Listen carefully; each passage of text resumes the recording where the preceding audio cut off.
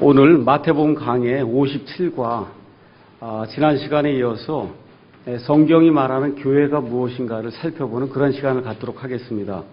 마태복음 16장 우리가 18절에 가서 보니까 또 내가 네게 이르노니 너는 베드로라 이 반석 위에 내가 내 교회를 세우리니 지옥의 문들이 그것을 이기지 못하리라. 아주 정말 놀라운 그 선언의 말씀이거든요. 교회라고 하는 그러한 그 유기체가 이 땅에 이제 앞으로 존재하게 될 것을 우리 예수님이 이렇게 선언해 주신 그런 내용이고, 이 선언의 말씀과 더불어 그 이후에 많은 지역교회들이 서서 계속해서 전도하고 선교하고 한 결과가 어떻게 됐어요? 예루살렘부터 교회가 시작이 돼서 쭉 저쪽 유럽으로 넘어가서 미국, 아메리카 대륙을 거쳐서 우리 동쪽으로 지금 와서 우리나라까지 왔거든요. 그래서 그게 다시 이제 예루살렘으로 돌아갈 때쯤 되면 주님이 오시지 않겠나, 이렇게 이제 생각하는 그런 분들이 있어요. 그래서 중국 남은 게 이제 어디예요? 또 중동 이렇게 남았는데 뭐 중동이 바뀔 일은 거의 없는 상황이고, 중국도 어떻게 바뀔지 알 수가 없지만 하여튼 예수님이 다가오는 그러한 시대가 이제 되면서 교회 시대가 이제 마감이 될 때가 이제 되고 있습니다. 근데 지금 지난 한 2000년 동안 교회가 이 땅에 있었는데 여러 가지 그 교파, 뭐 교리 이런 것들로 인해서 뭐랄까 성경이 이야기하는 그런 의미의 그런 교회가 무엇인가를 제대로 알지 못하는 경우가 상당히 많았습니다. 그래서 오늘은 마지막 부분에 교회가 무엇인가를 성경적으로 한번 좀 살펴보는 그런 시간을 갖도록 하겠습니다. 먼저 우리가 교회 그 얘기할 때 지난 시간에 교회는 예수님을 믿는 그 사람들의 무리, 사람들 자체가 교회다, 그렇게 말씀을 드렸습니다. 그러니까 어떤 의미에서 저와 여러분이 교회예요. 또 하나님의 영이 우리 안에 와 계시고, 또 그런 차원에서 우리가 하나님의 성전입니다. 구약 시대에는 예루살렘 그 모리아 산에 이렇게 성전을 지었어요. 거기만 하나님이 계시는 걸로 생각을 했는데, 지금은 하나님의 영이 우리 안에 들어오셔서 우리를 성전 삼아서 우리가 걸어다니는 그런 성전이 됐고, 또 어떤 면에서 예수님의 그런 교회가 우리가 이제 됐습니다. 자, 그래서 교회라고 하는 걸 가서 보시면 성경의 용례대로 이야기하는 거예요. 성경의 용례대로 가서 보시면 지역교회가 있고, 보편적 의미의 구원받은 그런 사람들의 무리를 가리킬 때 사용하는 그런 교회라고 하는 그런 단어가 있습니다. 그래서 여러분이 여기 마태복음 16장 18절에 교회라고 하는, 처치라고 하는 그런 그 단어가 이제 나오면서 신약시대 이제 끝까지 이제 이 교회라고 하는 단어가 나오는데, 그 교회를 가서 찾아보시면 거의 대부분이 다 지역교회를 이야기합니다. 그러니까 에베소에 있는 교회, 빌립보에 있는 교회, 갈라디아 지방들에 있는 교회, 그렇죠? 라오디게아에 있는 교회, 이런 식의 그 데살로니가에 있는 무슨 교회, 이렇게 얘기를 하기 때문에 뭐 전체가 100이라고 얘기했을 때 한 95, 96 나오는 그런 성경에 나오는 교회는 전부가 거의 다가 지역교회를 가리킨다, 그렇게 이제 볼 수 있어요. 그게 무슨 얘기냐면 이렇게 볼 수 있는 교회를 얘기한다는 거예요. 우리 사랑침례교회하고 이렇게 하면 여기 볼 수 있잖아요. 그렇죠? 부천에 송내역 앞에 여기 교회가 이렇게 있어서 이렇게 사람들이 볼 수 있는, 그걸 우리가 영어로 이제 보이는 교회다, 이제 그렇게 이제 이야기할 수가 있습니다. 근데 많은 경우에 이거를 너무 단적으로 이렇게 이야기해서 교회는 반드시 보이는 교회만 교회다, 이렇게 이야기하면 그러면 어려움이 이제 생기기 시작합니다. 왜 그러냐면 그 교회라고 하는 그런 단어가 한 100군데 나오면 한 95개, 96개는 분명히 보이는 교회를 이야기해요. 이렇게 지역에서 사람들이 모이는 교회를 이야기하지만 나머지 교회의 그 영내 4개나 5개를 가서 보시면 이거는 결코 지역에 이렇게 사람들이 모여서 사는 이 교회를 이야기하지 않는 경우가 있습니다. 그래서 눈에 보이지 않는 그런 교회가 있다. 그래서 하나는 visible church, 그래서 보이는 교회, 가시적인 교회다. 다른 하나는 invisible church에서 보이지 않는 그런 교회다. 그래서 전우주적인 교회다. 이 전우주적인 교회다라고 이야기할 때 이게 이제 잘못 와전이 되다 보면 우리가 카톨릭 교회라고 이야기하잖아요. 카톨릭. 그렇죠? 그래서 지금 우리가 카톨릭 교회 그러면 이건 예수님을 제대로 믿지 않는 그런 단체다, 그렇게 얘기를 하는데, 원래 카톨릭이라고 하는 말은 전 우주적인 보편적인 그런 뜻이에요. 그러니까 카톨릭이란 말 자체가 틀린 말은 아닙니다. 근데 그거를 천주교에서 자기들 이름을 택할 때 그걸 카톨릭 교회라고 했기 때문에 사람들이 지금도 우리 사도신경 일반 교회에서 외우잖아요. 그렇죠? 거기 가서 뭐 거룩한 공예를 믿사오며 뭐 이렇게 나온단 말이죠. 그러니까 할 수 없이 이게 원래는 거룩한 교회를 믿사오며 해야 되는데 이게 공회가 됐다 그러고 이렇게 되면서 이제 이 천주교회하고 그렇게 하는데 이래 갈등이 생기고 하는 그런 요소가 이제 거기 있는 거거든요. 왜 거룩한 공회를 믿냐? 왜 그러냐면 원래 거기에는 원래 사도신경에는 거룩한 카톨릭 교회를 믿는다 그렇게 적혀 있어요. 거룩한 카톨릭 교회. 그러니까 장로교회에서 그거 외울 수 있습니까? 카톨릭 교회 대항에서 나온 게 감리교회, 장로교 이런데 거기서 우리가 거룩한 카톨릭 교회를 그렇게 할 수가 없잖아요. 원래 거기 사도신경에 나와 있는 그 카톨릭 교회는 지금 로마 천주교회를 얘기하는 것이 아니라 예수 그리스도의 몸으로서의 보편적인 그런 교회를 믿는다라고 얘기를 하는 건데 지금은 그 인식이 바뀌어서 카톨릭 교회 하면은 이건 천주교회를 가리키는 걸 그렇게 됐잖아요.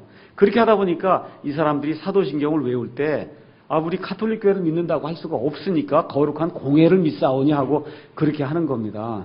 근데 우리 침례 성도들은 아예 처음부터 사도신경 같은 걸 모르니까 저희는 그렇죠? 그다 사람이 만든 거기 때문에 우리 외우지 않습니다. 그래서 지금 그러한 그 카톨릭이라고 하는 그런 의미가 원래는 그 무슨 소리예요? 마틴 루터가 구원받은 사람이면 지금 하나님의 나라에서 하나님의 오른편에 있을 거예요. 그렇죠? 이런 경우에 그럼 마틴 루터가 지금 사도 바울이 지금 저희하고 같이 여기 지옥교회에 있습니까? 사도 바울이 저희하고 같이 지옥교회에 있어요? 없죠? 그럼 사도 바울은 교회에 속했어요? 안 속했어요? 속했어요? 안 속했어요? 사도 바울은 신약교회에 속한 사람이에요.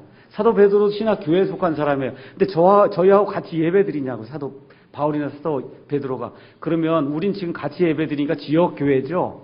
맞죠? 근데 이 지역교회에 속하지 않은 사도 바울이니 15세기, 16세기, 1세기, 2세기에 죽은 그런 많은 그리스도인들이 있지 않습니까? 그렇죠? 그럼 그 사람들도 교회에 속한다고 얘기할 수 있습니까? 없습니까? 있잖아요. 그건 지역교회가 아니죠? 그렇죠? 그때 교회에 속한다고 얘기할 때는 어떤 의미를 얘기하는 거예요? 예수님의 몸의 지체로서의 교회를 얘기하는 거지 여기 부천, 송내역에 있는 이런 지역교회 같은 그런 지역교회를 얘기하는 게 아니라는 거예요. 그래서 성경에 가서 교회라고 하는 그런 용례를 가서 살펴보시면 한 95%는 지역교회를 가리키는 겁니다. 저기 구로동에 있는 진리침례교회 이거 지역교회예요. 저 의정부에 있는 의정부 임마누엘 침례교회 이거 지역교회입니다. 그리고 여기 부천에 있는 사랑침례교회 지역교회예요.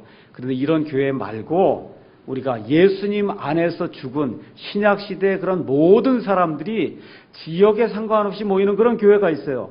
그게 보이지 않는 그런 교회로 예수님의 신부가 될 그런 사람들의 그러한 그 모임을 우리가 교회다. 이제 그렇게 이야기합니다.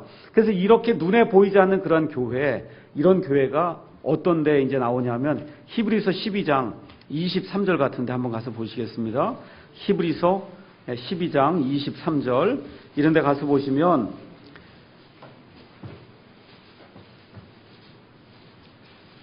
예수 믿는 사람들 얘기하는 거 22절에 오직 너희는 예수님을 믿는 지금 유대인 히브리 사람들 얘기하는 겁니다. 교회죠 물론.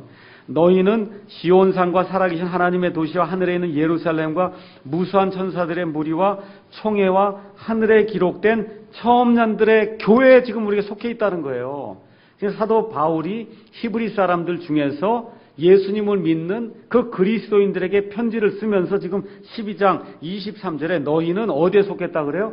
처음 난 자들의 교회에 속한 자들이다. 이런 거 이야기할 때 이거 지역교회가 아니지 않습니까? 마치 이거 지역교회가 아니에요. 이건 어떤 의미의 교회예요? 예수님의 몸에 속했다고 하는 나중에 예수님과 함께 예수님이 신랑 되시고 예수님의 신부로 그래서 그 혼인 만찬에 들어갈 그 사람들 얘기할 때 그런 의미의 교회지 이게 사랑침례교회입니다. 이렇게 얘기하면 안 된다는 거예요. 이 교회는. 이런 의미의 교회가 있다는 겁니다. 또 에베소서 가서 잠깐 보겠습니다. 에베소서 1장 22절에서 23절에 있는 말씀 가서 보시면 하나님께서 모든 것을 그분의 발 아래 두시며 예수님의 발 아래 두시며 그분을 모든 것 위에 머리가 되게 하사 교회를 위해 주셨느니라. 교회는 그분의 몸이니 잘 보세요. 교회는 그분의 몸이라는 거예요. 그러면 잘 들으세요. 여기 사랑침례교회 안에 구원받지 못한 사람이 있을 수 있습니까? 없습니까? 있어요? 맞죠? 그럼 여기 교회는 그분의 몸이다 할 때 이 교회 안에는 믿지 않는 사람, 구원받지 못한 사람이 있을 수 있어요, 없어요? 여기는 없는 거예요, 이런 교회에는. 맞죠? 예수님의 몸으로서의 그런 지체로서의 신부로서의 교회에는 믿지 않는 사람, 구원받지 못한 사람이 있을 수 없습니다. 그렇지만 지금 여기 사랑침례교회라고 한 지역교회 안에는 말은 교회지만 이 안에 구원받지 못한 사람이 있을 수 있어요. 그러니까 이런 의미의 이런 교회는 그거는 지역교회의 의미의 교회가 아니라는 거예요. 예수님의 몸의 지체. 그분의 몸이라 그랬잖아요. 교회는 그분의 몸이다. 이렇게 얘기할 때는 사도 바울도 들어가고, 마틴 루터가 구원을 받았으면 구원받은 그 사람도 들어가고, 그렇죠? 요한 캘빈이 구원받은 사람이면 칼빈도 그 안에 들어가는 거고, 요한 웨슬리도 들어가고, 조나단 에드워즈도 들어가고, 마틴 로이드 존스도 들어가고, D.L. 무디도, 이런 교회가 있다는 거예요. 그런 교회는 보이지 않는 교회요, 그분의 몸이요, 그분의 신부가 되는 그런 의미의 교회가 있다는 겁니다. 그러면 제가 한번 여기 마태복음 16장 18절에 이 반석 위에 내가 내 교회를 세우리니 지옥의 문들이 그것을 이기지 못하리라, 지금 그렇게 나오죠. 이 교회는 지역교회인 것 같아요? 아니면 그분의 몸된 그런 지체들이 모여있는 그런 의미의 교회인 것 같아요? 이거는 보이는 교회 같아요? 보이지 않는 교회 같아요? 보이지 않는 교회입니다. 이런 교회는. 이 교회, 예수님이 내가 내 교회를 세운다 할 때 이 교회 안에는 구원받지 못한 사람이 있을 수 있어요? 없어요? 없어요, 이 교회 안에는. 그렇지만 우리 사랑침례교회, 진리침례교회 이렇게 지역교회 안에는 말은 교회라고 하는데 구원받지 못한 사람이 분명히 있습니다. 맞죠? 그래서 그런 것들을 저와 여러분이 잘 구분해서 교회라고 하는 걸 써야 됩니다. 하나만 더 여쭤볼게요. 구약시대에 교회 있었어요? 없었어요? 있었잖아요. 있었죠? 광야교회가 있었잖아요. 없었다 그러면 안 돼요. 있었습니다. 근데 그게 예수님의 내 교회입니까? 아닙니까? 아니에요. 그 신약교회가 아니에요. 그러니까 우리가 교회라고 하는 그런 이 말을 쓸 때도 이게 신약교회냐, 구약에도 존재했던 그런 의미의 이 세상에서 부르심을 받은 그런 모임으로서의 그런 교회냐, 또 이게 지역교회냐, 아니면 지역교회가 아니라 구원받은 자들로만 이루어진 그 사람들만 이루어진 그 뭐 보이지 않습니다. 그렇죠? 그런 의미의 보편적인 교회냐, 이런 것들을 저와 여러분이 이제 구분을 잘 해야 됩니다. 근데 이제 보편적인 교회를 강조하는 데가 어디냐면 로마 가톨릭 교회예요.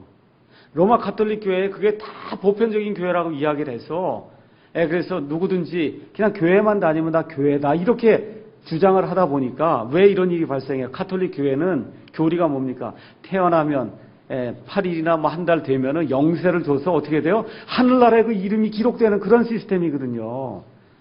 신부가 이거 영세 주고는 하늘나라에 이름이 기록됐다 그런단 말이에요. 그게 뭐예요? 그게 보편적 교회를 잘못 이렇게 악용을 하다 보면 그러면 신부나 목사가 세례든 뭘 주고는 그거 주는 것을 통해서 이름이 하늘나라에 기록되는 그런 엄청난 사건이 발생한단 말이죠. 물론 거짓이죠. 그래서 보편적 교회를 자꾸 강조하다 보면 이렇게 지역에 모이는 이제 지역교회가 약화가 됩니다. 그러니까 보편적 교회를 자꾸 강조하는 사람들의 특징이 뭐예요? 꼭 예배드리러 가야 되냐는 거예요. 호숫가에 가서 배를 타면서 이렇게 해도 이게 다 온 우주 만물이 다 하나님의 것이니까 주일에 가서 보트도 타고 그렇죠. 기차도 타고 뭐 차도 타고 여행해도 이게 다 예배다. 이런 사람들이 반드시 나오게 돼 있어요. 그렇게 하다 보니까 한편에서는 지역교회만 있지 보편적 교회는 없다. 이렇게 주장을 하는 그런 주장이 또 나오는 겁니다. 근데 그거 그렇게 할 수가 없는 거거든요. 왜 그러냐면 그러한 약점이 있음에도 불구하고 보편적인 교회가 성경에 있기 때문에 어쩔 수 없이 우리가 보편적 교회도 있다 그렇게 얘기를 하는 거예요. 이렇게 하다 보니까 보편적 교회의 또 특징이 하나가 뭐냐 하면 에큐메니즘, 종교 일치가 생기는 거예요. 이 마호메트 한 것도 그 교회, 문선명도 교회, 뭐 몰몬도 교회, 이게 다 예수님의 그 보편적 교회다라고 하는 그런 개념으로 이게 흘러갈 수가 있습니다. 그래서 이 보편적 교회만을 많이 강조하다 보면 무교회주의가 되는 거예요. 교회 갈 필요가 없다. 이러한 식의 그 잘못에 빠지기가 쉽습니다. 근데 이제 지역교회만을 또 강조할 때 문제가 뭐냐 하면 지역교회, 어떻게 지역교회에 들어오냐. 자, 제가 오늘 아침에도 침례 드릴 분들 다 나와서 침례 증서를 줬습니다. 그런 다음에 저희 교회에 들어오실 분은 반드시 침례를 받고 그 다음에 회원 이거를 사인하고 이제 들어오셔야 됩니다. 그랬어요. 맞죠? 그러면 우리 교회에 들어오시려면 침례를 받아야 되죠. 물침례 받아야 하잖아요. 맞죠? 그러니까 지역교회만 있다고 얘기를 하면 그 교회가, 지역교회가 곧 교회예요. 그렇게 되면 어떤 일이 발생해요? 목사가 침례를 주는 것을 통해서 교회에 들어오는 그런 문제가 발생하는 거예요. 근데 침례 100번 받아도 구원받지 못한 사람이 있을까요? 없을까요? 있어요. 그렇기 때문에 안 된다는 겁니다. 지역교회가 100% 교회라고 주장하는 건 이런 어려움이 있는 거예요. 근데 그게 왜 생겨요? 이 가톨릭 교회, 이 보편적 그 교회 이론이 그게 틀렸다라고 하는 걸 너무 강조해서 주장하다 보면 성경에 나와 있는 교회는 100% 눈에 보이는 지역교회만이다. 이렇게 주장하는 그러한 극단적인 그러한 그 주장이 나올 수밖에 없거든요. 근데 그렇게 주장하다 보면 목사가 침례를 주는 사람만 교회에 들어가는 거 아닙니까? 지역교회에. 그럼 목사가 교회에 넣는 거예요. 여러분, 교회는 누가 넣어야 진짜 교회 성도가 되는 거예요? 예, 성령님이 넣어주셔야죠. 맞습니까? 예, 성령님이 넣어주셔서 사람이 다시 태어나야 교회의 멤버가 되는 거예요. 구원받은 사람들의 그 무리의 멤버가. 맞습니까? 목사가 100번 침례를 줘도 안 됩니다. 그 물에 100번 들어갔다 나와도 그건 안 되는 거예요. 이거는 지역에 있는 그 교회에 회원 그 권을 우리가 얻는 거지. 아무리 침례를 받고 그 다음에 거기 멤버가 되겠다고 사인을 해도 그거는 소용이 없는 겁니다. 그렇죠? 그래서 그런 내용들을 잘 이해를 하셔야 됩니다. 이렇게 잘못되면 이게 교리가 왜곡이 돼서 그래서 지역교회만 교회고 그렇게 되면 어떤 문제가 이제 발생해요? 사도 바울인 이런 사람 지금 지역교회에 없게 되면 그럼 교회가 아니라고 하는 그러한 문제가 이제 발생합니다. 그래서 제가 여러분에게 이제 부탁드리는 것은 우리 교회는 지역교회를 강조하는 교회예요. 모임이 없는 건 교회가 아니에요. 성경적으로는. 이렇게 지역에 모임이 없는 거는 성경적으로는 교회가 아닙니다. 모여야 교회예요. 근데 이게 100% 그것만을 주장하다 보면 문제가 생겨요. 성경에는 보편적인 의미의 예수님의 신부로서의 교회, 예수님이 머리가 되시고 머리가 있으면 반드시 뭐가 있어요? 몸이 있어야 하잖아요. 그래야 전 인격체가 되잖아요. 그래서 예수님이 머리가 되시고 그리고 우리는 그 몸의 일원이 되는 그런 의미의 교회가 있다. 그래서 그 두 가지가 있는데 우린 뭘 강조한다고요? 지역교회를 강조하는 겁니다. 모임 있는 교회를 강조하는 거예요. 그렇다고 해서 보편적인 교회는 없다. 그렇게 주장을 하지는 않습니다. 자, 그러면 교회에 왜 모이는가? 오늘도 저와 여러분이 여기 교회에 와 있습니다. 교회에 왜 모이는가? 일하러 오십니까, 여러분, 교회에? 큰일 나요. 일하러 오면 안 됩니다. 교회는 일하러 오는 데가 아니에요. 하나님께 예배드리는데 맞습니다. 맞아요. 그런데 그 예배 드리면서 이게 교제하는 가운데 우리가 교회에서 꼭 하고 나가야 될 게 있어요.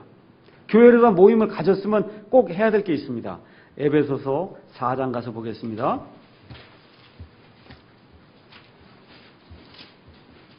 에베소서 4장 11절에서 12절 말씀을 가서 보면 이렇게 되어 있습니다. 그 위에 있는 구절에 가서 보면 영적인 선물에서 예수님께서 죽으셨다가 묻히셨다가 그 다음에 부활하시면서 나중에 이제 승천하시면서 우리 예수님이 이 땅에 있는 그 교회에 선물을 주셨다 하는 내용이 이제 나오는 겁니다. 참 거기에서 11절에 그 선물이 뭐냐? 그분께서 더러는 어떤 사람은 사도로, 더러는 대언자로, 더러는 복음 전도자와 더러는 목사와 교사 이렇게 되어 있는데 목사와 교사는 목사가 따로 있고 교사가 따로 있다는 얘기가 아니라 목사 겸 교사라는 거예요.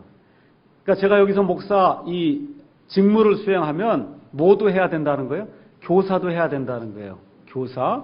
네, 그래서 이번에 400주년 기념판이 나올 때는 아예 더 이상 헷갈리지 않게 목사 겸 교사로 나옵니다. 목사 겸 교사.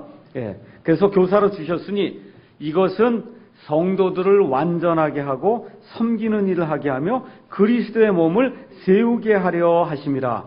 예수님께서 승천하시면서 이 땅에 남아있는 예수님의 몸의 지체들에게 뭐를 줬다 그래요? 사도, 대언자, 복음전도자, 그 다음에 목사 겸 교사를 줬어요. 뭘로 줬어요? 선물로 줬어요. 선물. 그렇죠? 선물을 주신 이유가 뭐예요? 성도들을 완전하게 하고 섬기는 일을 하게 하며 그리스도의 몸을 세우게 하기 위해서 이걸 줬다는 겁니다. 이 가운데 지금 없는 게 뭐가 없어요? 사도 없습니다, 이제는. 그렇죠? 대언자 하나님의 말씀을 직통으로 받아서 이렇게 전달해 주는 그런 사람은 이제 없어요. AD 90년 이후에는 없습니다. 뭐만 지금 남아있어요? 우리 교회에게 하나님이 주신 선물로는 복음을 전도한 사람하고 그 다음에 목사 겸 교사만 우리에게 남아있어요. 그럼 목사 겸 교사가 교회에서 해야 되는 그런 일이 있어요. 뭐예요? 성도들을 완전하게 해야 된다는 거예요. 우리가 오늘 와서 예배 드렸습니다. 예배 드리는 그 목적이 뭐예요? 그 안에 선포되는 그런 말씀과 이런 모든 목적이 뭐예요? 교제의 목적이 성도들을 완전하게 하기 위해서 이 모임이 필요하다는 거예요. 그 다음에 또 뭘 하기 위해서? 섬기는 일을 해야 돼요. 주님을 위해서 섬기는 그런 일들을 하기 위해서 이게 매일 교회 오라는 그런 의미의 섬기는 게 아닙니다. 섬기는 종류의 일이 선교로도 섬기고 전도로도 섬기고 아이들 교육으로도 섬기고 여러 가지 것들로 주님을 위해서 섬기는 그런 일. 그래서 결국은 뭘 하라는 거예요? 그리스도의 몸을 세우게 하기 위해서. 그리스도의 몸이 교회인 거 맞아요? 아까 교회가 그리스도의 몸이라 그랬잖아요. 맞죠? 그래서 그리스도의 몸을 세우는 그런 일을 하기 위해서 이 세상의 지역 교회가 필요하다는 거예요. 이해하시겠죠? 그럼 여기 오면은 여기 교회 목사 겸 교사가 있으니까 이 교사가 뭘 해야 돼? 가르치는 일을 해야 된다는 거예요. 목사가 주로 해야 될 일이 가르치는 일입니다. 가르치는 일을 잘 해야 그래야 여러분이 완전하게 설 수 있습니다. 예수님의 몸이 완전하게 설 수 있어요. 그래서 디모데 전서 3장에 가서 보시면 감독의 그 책무가 나오는데 그 감독의 책무로서 거기 나오는 중에 감독의 자질이 있어요. 그 자질 중에 하나가 뭐예요? 잘 가르쳐야 된다는 거예요. 목사가 가르치지 못하면 그 목사 그만둬야 됩니다. 목사가 말을 못하면 목사가 그만두고 딴 일로 하나님 섬겨야 돼요. 목사 겸 교사이기 때문에 말을 논리적으로 잘하고 사람을 설득해서 예수님의 그 진리 안으로 이렇게 이끌 수 있는 그런 사람이래야 그래야 목사를 할 수 있는 거예요. 그게 안 되니까 어떻게 해요? 계룡산 갔다 오는 겁니다. 뭐야? 이 능력 불 받아야 된다고. 불 받아서 목사 교사 되는 거 아닙니다. 아시겠죠? 어떻게 하나님 우리에게 주신 그 이성을 가지고 성경 말씀을 잘 연구하고 탐구해서 하나님의 말씀이 이렇습니다 하고 객관적으로 이걸 잘 제시할 수 있는 그런 사람이 목사 겸 교사가 돼야 그래야 그 교회가 이제 부흥을 할 수가 있습니다. 예. 자, 그러면 이런 차원에서 그럼 교회에 모이는 목적이 뭐냐? 이 목적이 중요한 거예요. 교회에 모이는 목적은 거기 나와 있는 대로 바르게 준비하고 훈련을 받아 완전하게 돼서 세상에 나가서 주님의 일을 감당하도록 그렇게 사람들을 훈련시킨 장소가 교회예요. 그러니까 여기 오실 때는 여러분이 마음의 준비를 하고 와야 돼요. 어떤 준비를 하고 와야 돼요? 내가 오늘 무언가를 배우고 가야 되겠구나. 지난주보다는 이번 주에 사람이 조금 더 올라가 있어야 돼요. 지식이. 하나님 안한 그 지식이. 조금 더 이렇게 올라가야 돼요. 매주. 이렇게 그건 목적이 교회에 모이는 목적이에요. 그래서 그 일을 위해서 하나님께서 복음 전도자와 또 목사 겸 교사를 우리에게 이제 주신 겁니다. 다시 말씀드려서 교회에선 반드시 훈련과 교육이 필요한 거예요. 아이들도 훈련시켜야 되고 어른들도 훈련시켜야 됩니다. 또 다시 말씀드리면 교제 중심이 아니라 교육과 훈련 중심이 돼야 돼요. 교회는. 교제 맞습니다. 교제가 있어야 돼요. 근데 교제 중심으로 모이는 그 교회는 하나님 원하신 교회가 아니에요. 왜 그래요? 여기 지금 예수님께서 승천하시면서 이 땅에 있는 교회에 선물을 줬어요. 그 선물이 누구하고 누구랑 지금 남아있는 게 복음 전도자와 목사 겸 교사를 줬어요.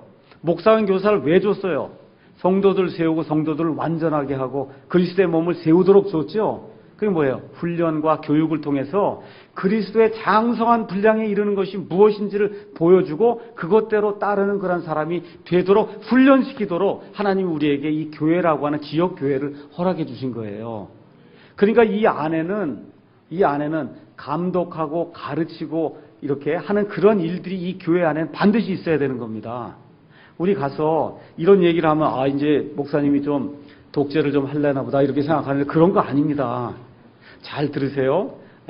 사도행전 20장 가서 한번 읽어보십시다.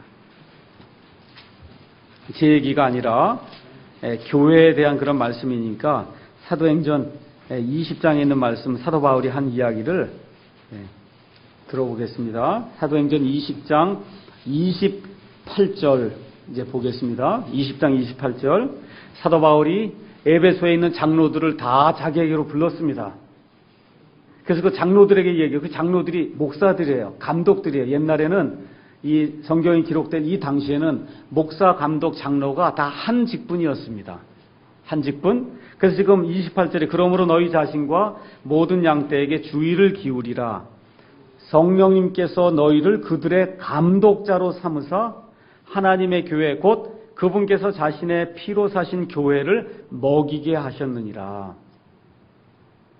누가 세웠어요? 목사를? 성령님이 세워주셨어요. 그렇죠? 성령님께서 뭐로 세워주셨어요? 감독자로 세워줬으니까 감독자는 뭘 해야 돼요? 훈련을 시키고 교육을 시키고 감독하고 치료하는 일을 목사가 해야 되는 거예요. 근데 이 감독자를 세울 때 하나님이 야 아무개야 너는 오늘부터 이 교회 목사다 하나님이 직접 말해주는 거 있을까요? 없을까요?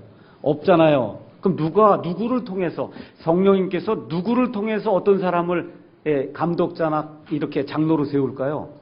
교회 성도들을 통해서 세우죠. 맞습니까? 그러니까 성도들 안에 성령님이 계시기 때문에 하나님의 영께서 이 성도들의 영을 인도하셔서 아무개를 교회 목사로 세우라고 하나님이 세워주시는 거예요. 하나님이 직접 말하는 건 없습니다. 자, 그러면 회중이 세우는 거 맞습니까? 어느 의미에서? 맞죠? 회중이 세우잖아요. 여러분, 제가 이제 목사를 그만두면 여러분이 투표를 해서 누구를 모셔올 거잖아요.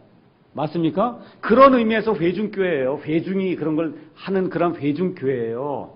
그래서 잘 들으세요. 그렇다고 회중이 선택하는 거예요? 아니에요. 여기 누가 선택한다 그랬어요?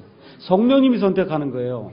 성령님이. 다만 그 일을 회중이 여기 모여있는 사람이 민주적으로 그런 절차를 통해서 하나님의 일을 하기 위해서 선정을 하는 거예요. 일단 선정이 돼서 그 사람이 하나님의 일을 하게 되면 그럼 그 사람이 어떤 일을 해야 돼요?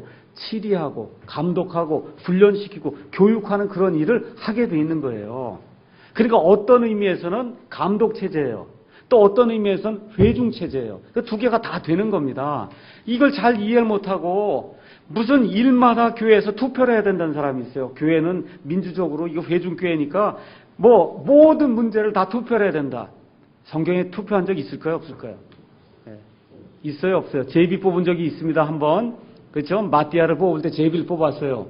그렇죠? 구약시대에 그런 방식을 의존해서 그렇게 한 게 있어요. 그거 외에 투표는 없습니다.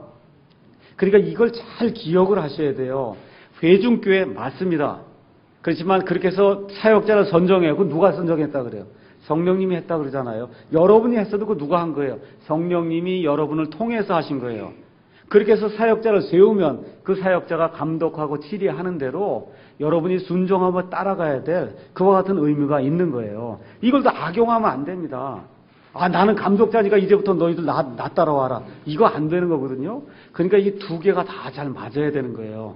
이 감독을 하는 그런 목사와 그 다음에 그걸 또 따라오는 그러한 그 양들하고 이런 관계가 서로가 다 잘 돼야 돼요. 그래서 어떻게 하라 그래요? 양들을 먹이라 그러잖아요.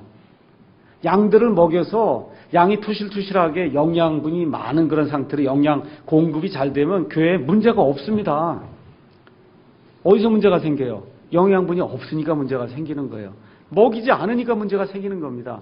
그걸 먹이려니까 훈련시켜야 되고 교육하는 그런 프로그램이 있는 거예요. 그래서 지금 저희가 지금 성경 공부를 하잖아요. 오후에. 이게 뭐예요? 지금 훈련하는 거예요. 교육시키는 겁니다. 교회가 이런 거라고. 그러니까 이런 것들이 반드시 교회에 있어야 된다는 거예요. 그러니까 교회에 이제 오시거든 나는 누구를 오늘 만나러 간다. 이런 차원으로 오시면 안 됩니다. 무언가를 내가 오늘 하나 더 배워서 그리스도의 그 장성한 분량에 내가 조금 더 가까이 가겠다 하는 그러한 결심을 하시고 무언가를 배워서 그래서 어떻게 해요? 교회에서 성도들 섬기고 오늘 이제 교회를 떠나게 되면 일주일 내내 세상에 나가서 살면서 세상에서 그리스도의 일을 좀 해야 되겠구나 하는 그런 마음을 가지시고 그리고 이제 교회에 오셔야 됩니다. 자, 그럼 교회 안에는 목사와 양들이 있어요. 맞습니까? 예. 목사가 하나 있을 때도 있고 목사가 둘 있을 때도 있어요. 어떤 데는 목사가 하나면 그건 비성경적입니다. 예, 그런 거 성경에 없습니다. 예. 교인이 5명인데 목사가 2명 쓸 수 있어요? 있습니까? 예, 아니요. 없어요. 그런 거 없어요. 예, 어떻게 해요? 교회의 필요에 따라 하는 거예요. 교회의 필요에 따라. 교회가 200명, 여기 예루살렘 교회가 3,000명, 10,000명 되면 혼자 할 수 있습니까? 안 되는 거예요, 그게. 될 수가 없잖아요. 그럼 그 필요에 따라서 목회자들이 많이 늘어나는 거고, 필요가 없으면은, 그러면 그에 따라 1명이 할 수도 있고, 2명이 할 수도 있고, 이렇게 예배당 빌려서 하면 교회 아닙니까? 이것도 교회예요. 그러니까 집에서만 꼭 해야 교회예요? 아닙니다. 그러니까 그런 식으로 교회를 나누려고 하는 그런 생각 자체가 불순한 생각이에요. 하나님의 영을 제약하는 거예요. 하나님은 그런데 제약을 받지 않습니다. 이렇게 예배당을 빌려서 이렇게 교회를 해도 되고, 우린 마음에 원하기 때문에 집에서 합니다. 그럼 집교회 하셔도 되고, 우리는 목사가 셋이 있어야만 됩니다. 그럼 3명 두시면 되고, 우리 지금 상황이 하나뿐이 없습니다. 그럼 하나만 두면 되는 거고. 근데 어찌됐든 목사가 하나든 열이든 이 교회 안에서, 교회는 유기체인 동시에 또 하나는 조직체예요. 영어로는 올가니즘인 동시에 올가니제이션이에요. 조직체이기 때문에 어떤 의미에서 교회 행정상에서는 위아래가 있을 수가 있습니다. 목사가 감독하고 하려면 이거 하시오 이렇게 얘기해야 되잖아요. 그런 의미에서는 동등하지 않아요. 권리라든지 이렇게 하는 것은 동등하지 않아요. 다만 어느 면에서 저와 여러분이 예수님 앞에 섰을 때 그건 다 양이잖아요. 저도 양이고. 그런 의미에서는 다 어때요? 평등한 거예요. 맞죠? 그런 의미에서 다 평등한 거예요. 예수님 앞에서 평등하지만 이 지역교회라고 하는 이런 조직체를 이렇게 운영해 나가기 위해서는 그 안에서는 이 사람이 가지고 있는 권한과 이런 모든 것이 사람, 집사의 권한이 있고 목사의 권한이 있고 그렇잖아요. 성도들의 권한, 이 권한이 다 다르다고 하는 건 그건 너무나 뻔한 얘기거든요. 이런 걸 또 이해하지 못해서 교회 안에 교회가 왜 다 평등하지 않냐 그러고 이렇게 주장하면 안 됩니다. 예수님의 교회, 예수님의 몸된 교회 안에서 다 평등입니다. 다 평등. 다만 이 지역교회 안에서는 이 안에 치리해야 되는 그러한 법칙이 있고 질서가 있고 이래야 되기 때문에 어쩔 수 없이 이 안에 권한이, 하나님께서 주신 그러한 권한이, 목사의 권한이 있고 집사의 권한이 있고 이렇게 권한이 있다는 그런 차원에서는 이 권한이 동등하지 않다. 우리가 이제 그렇게 말씀을 드릴 수 있습니다. 그래서 지역교회 이제 제가 요약을 하면 1차적으로 지역교회는 그러면 불신자를 위한 모임이에요? 신자를 위한 모임이에요? 이거는 신자를 위한 모임이에요. 그러면 제가 여기 서서 1년에 말씀을 52번 전하죠. 맞죠? 아침에 설교를 52번 하잖아요. 그러면 구원받은 사람에게 매일 구원받으시오, 구원받으시오 52번 구원 설교를 하면 그거 맞을까요? 틀릴까요? 맞아요? 틀려요? 너무 그거 아주 상식적으로 봐도 그거 안 되는 거잖아요. 그런데 많은 교회들이 52주 동안 여기 구원받은 사람이 90%가 넘는데 맨날 구원만 받으라 그러니까 어떻게 해요? 잘하질 않는 거예요. 구원받은 다음엔 영양분을 먹고 자라야 될 거 아닙니까? 그렇죠? 그러니까 메시지가 다양해야 되잖아요. 성경에는 모든 계획을 다 가르쳐줘야 되는데 섰다 하면 구원만 하면 그럼 어떻게 돼요? 영양실조 걸리는 거예요. 영양실조. 그 중에 하나가 소위 얘기하는 구원파라고 하는 교회가 맨날 구원만 갖고 얘기하는 거 아니야? 1시간 반 동안. 이게 문제가 생기는 겁니다. 근데 그게 왜 생겨요? 일반 교회가 구원을 안 가르치니까 그 역작용으로 그게 또 생기는 겁니다. 그래서 이 교회라고 하는 거 우리가 잘 이해를 해야 돼요. 그래서 이 지역교회 우리가 이게 모였을 때는 이거는 이 신자들 중심의 교회예요. 근데 이 안에 불신자도 있지요. 맞습니까? 대부분이 다 구원받은 사람 맞습니까? 그럼 대부분의 설교가 구원 중심 설교가 돼야 돼요? 성화 중심 설교가 돼야 돼요? 성화 중심 설교가 돼야 이 안에 있는 분들이 잘하는 겁니다. 맞죠? 그래서 성화 중심의 설교가 될 때 성도들이 기쁨을 느끼고 잘할 수가 있어요. 근데 하나님의 영께서 동일한 영이기 때문에 성화 설교를 해도 구원받지 않는 사람이 들을 땐 그게 구원 설교로 들리는 거예요. 여러분 이거 잘 이해하셔야 됩니다. 그럼 목사가 50주 설교를 맨날 성화만 설교하면 될까요? 안 될까요? 그것도 안 돼요. 그러니까 그 중에 또 한 10번, 20번은 또 어떻게 해야 되겠어요? 구원 설교를 하잖아요. 그럼 또 이상하게도 구원 설교를 하는데 구원받은 사람 그걸 들으면 그게 성화 설교로 들리는 거예요. 그게 제대로 살아야 되겠구나. 누가 역사해서? 성령님이 역사해서. 그래서 목사가 한 메시지를 전하는데 듣는 사람 모두에게 각각 자기에게 다가오는 그런 메시지로 들리는 게 그게 하나님이 기뻐하는 그런 교회가 되는 징조입니다. 아시겠죠? 그래서 지금 이 시대에 하나님이 원하시는 그런 교회 특징 중에 하나는 목사가 자꾸 신방하고 이렇게 해서 되는 그런 교회가 아니에요. 하나님의 말씀을 하나를 전하면 여기 있는 모든 사람에게 각각에게 다가오는 그런 메시지로 성령님이 역사해 주셔서 하는 그런 메시지를 전하는 그런 교회가 되려고 노력해야지 사람들 쫓아다니면서 이런 거 하는 목회는 이제는 아니에요. 하나님의 말씀으로 충분한 이런 목회가 우리가 이제 돼야 됩니다. 그래서 그런 복음 선포 중심이 아니고 뭐 선포 중심이며 말씀을 가르쳐주고 강해주는 그런 설교 중심으로 이 교회에서 외쳐져야 돼요. 지역 교회에서. 그런 교회 성도들이 영양분을 많이 받아서 투실투실하고 잘 자라고 교회에 문제가 없는 이런 교회로 자라날 수가 있습니다. 구원이 최종 목표가 아니에요. 거의 대부분이 다 구원받았잖아요. 뭐가 최종 목표예요? 예수 그리스도의 장성한 분량에까지 이르는 이 성화를 시키는 것이 최종 목표가 이제 되는 겁니다. 자, 그럼 지역교회 또다시 이제 요약하면 성도 양육장소입니다. 지역교회가. 근데 이런 일들을 누가 제일 잘해요? 이단들이 제일 잘하는 거예요. 이단들 오면 훈련이잖아요. 뭐 딴 거 없어요. 이단들은 가서 저희 가서 얻어 터지면 저기 들어오잖아요. 그러면 그 교주가 이건 이렇게 가서 해라 그러면 또 가서 나가서 하면 또 싸우다 얻어 터지면 들어와서 교주가 이땐 이렇게 얘기하라 또 이렇게. 그래서 맨날 훈련하니까 한 5년 지나면 베테랑이 되는 거예요. 이단 베테랑이 된다니까요. 그게. 그러니까 이단들이 진짜 교회를 잘 이해하고 있는 거예요. 이게 어떻게 훈련시키는 장소라는 걸 이해하고 있는 겁니다.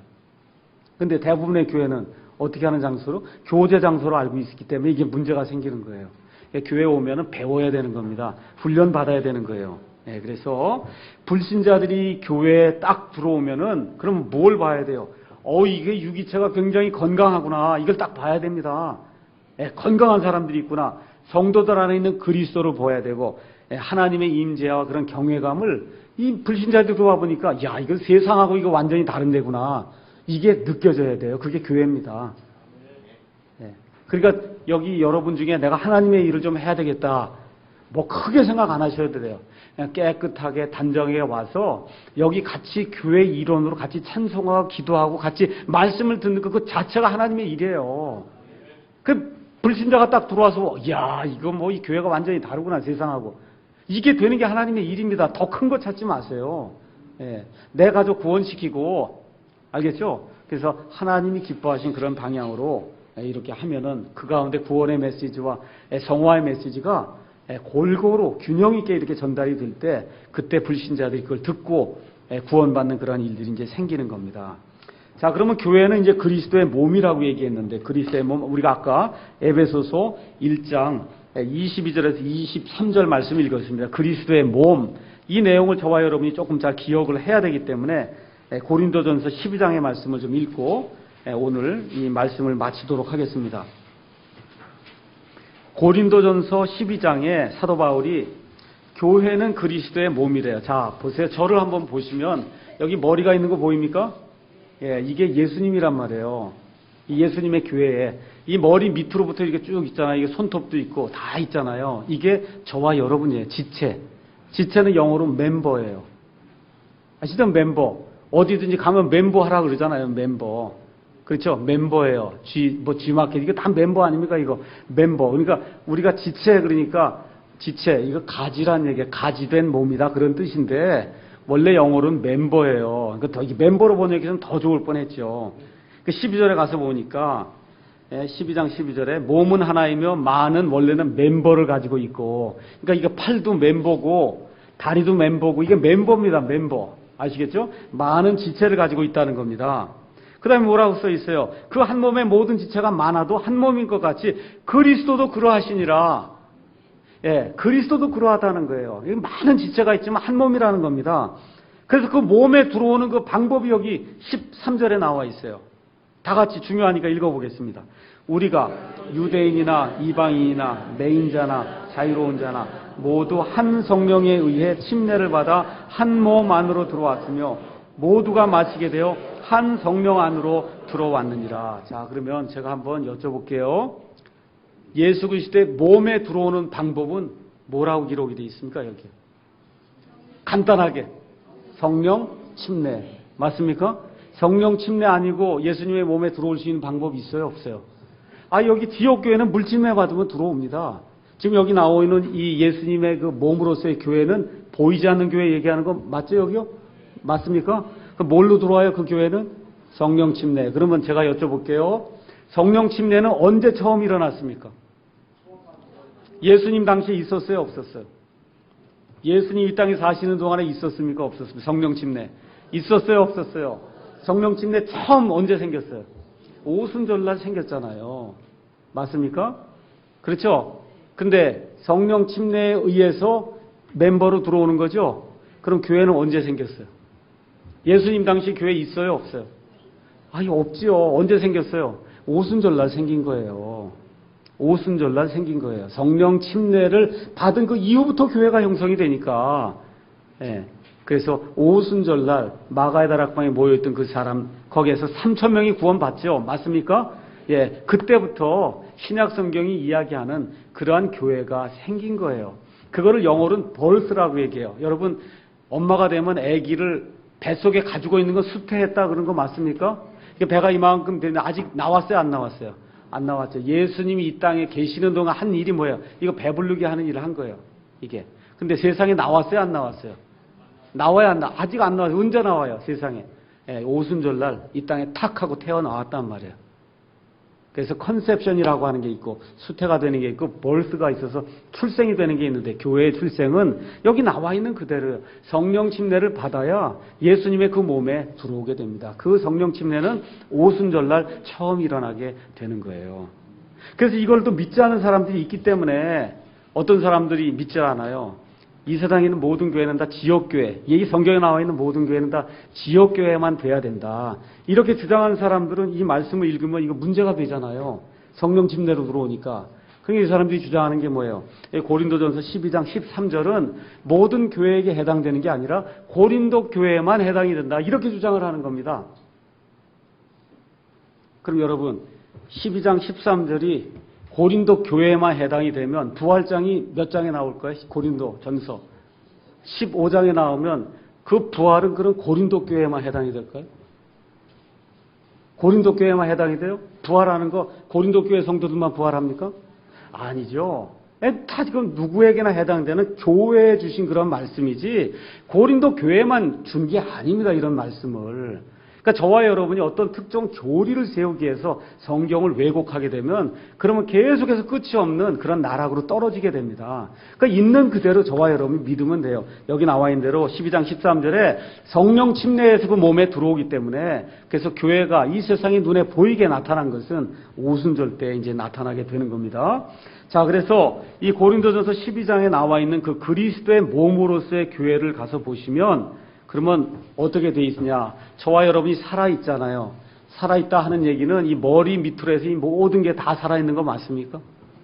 살아있으면 손톱도 살아있고 다 살아있는 거예요, 이거. 피가 다 가고 신경이 통하고. 맞습니까? 그러니까 예수 그리스도의 몸 안에 들어오면 구원받았는데 아주 형편없는 그리스도인이라 할지라도 그거 다 살아있는 거예요. 그럼 예수님이 공중에 강림하시면서 나팔 소리가 나면 교회에서 일 잘하는 사람만 싹 데리고 갈까요? 아니면 겨우 구원받은 그 사람도 데리고 갈까요? 그것도 데리고 가고 예수님의 몸이거든요. 휴거 받는 날, 그날은 어떤 날이에요? 예수님이 신랑 되시고 신부 되는 사람 같이 결혼하는 위해서 이제 만나는 거 맞습니까? 그럼 신부에 속한 건 다 가야죠. 지지를 못 났어도 다 가야 된다니까, 그날 다 올라가는 거예요. 맞습니까? 신부에게 붙은 거 다 가는 거예요, 그날. 뭐 남아있고 부분 휴거 이런 거 없습니다. 몽땅 예수님에게 속한 건 구원만 받았으면 그건 다 올라가는 겁니다. 구원 못 받은 사람은 할 수 없이 여기 남아있는 거고 다 올라가는 겁니다. 왜? 다 살아있으니까. 예수님의 거니까. 예수님의 신부니까 다 올라가는 거예요. 맞습니까? 아주 간단한 겁니다. 모든 지체가 살아있고 또 동일한 성령님을 가지고 있어요. 동일한 성령님. 그런데 이 몸이 밑에 이렇게 있으면 그러면 명령은 누가 해요? 이게 합니까? 내가 힘이 세니까 이게 해요? 누가 해요? 이게 하잖아요. 그렇죠? 머리가 하는 거예요. 지금 저희 장인어른이 지금 뇌졸중이 이렇게 오셔갖고 머리가 작용을 안 하니까 아무것도 이 팔이 움직이질 않는 거예요. 머리가 작용을 안 하니까. 그러니까 우리의 직접적인 모든 명령은 다 어디서 와요? 예수님에게서 오는 거예요. 머리에게서 오는 거예요. 그게 예수님이 직접 말합니까?